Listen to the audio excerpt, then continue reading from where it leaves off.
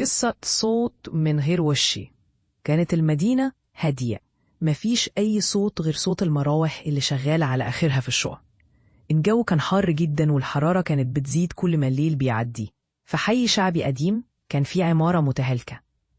العمارة دي زي باقي العمارات في المنطقة، مش مشهورة أو ليها أي تاريخ مميز، بس كان ليها سمعة غريبة بين الناس اللي حواليها. الناس كانت بتحكي عنها وتقول إنها مش آمنة ومش كويسة للناس اللي عايزين يسكنوا فيها.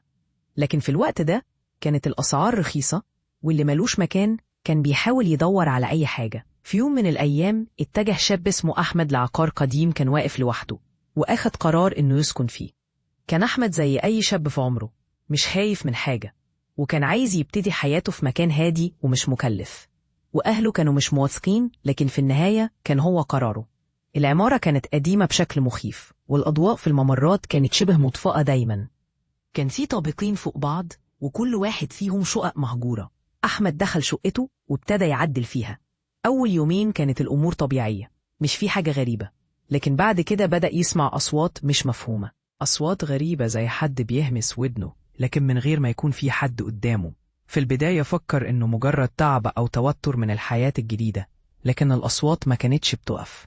في أول ليلة سمع فيها الصوت بشكل واضح. كان قاعد لوحده في شقته بيشرب شاي في المطبخ.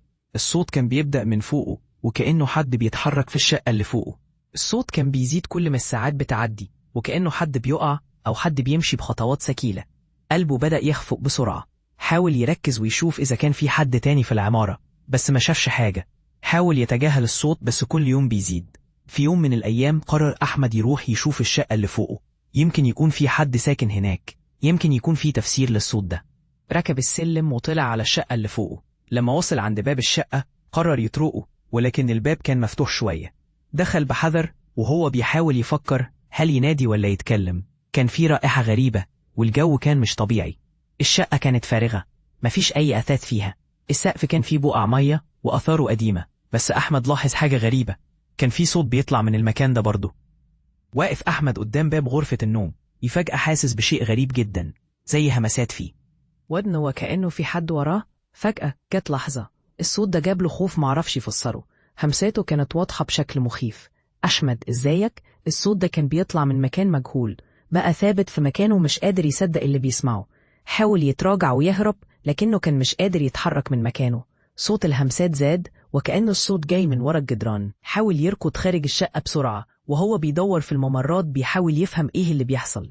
بس كل خطوة كان بيشعر إن الصوت بيلاحقه.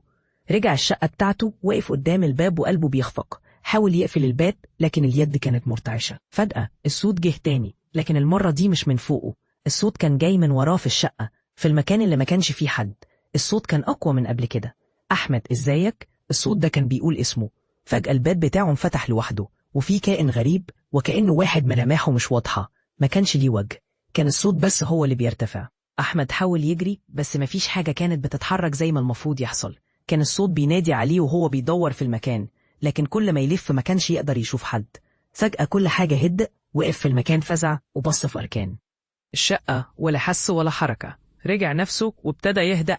قال يمكن ده كله كان مجرد توهم. لكن من اللحظة دي كل ما أحمد كان يروح ينام كان يسمع الصوت ده تاني، لكن المرة دي كان الصوت بيجي من جوانب مختلفة في الشقة، وكأن في حاجة بتحاول توصل له رسالة. أحمد إزيك؟ صوت واضح جدا من غير أي شكل.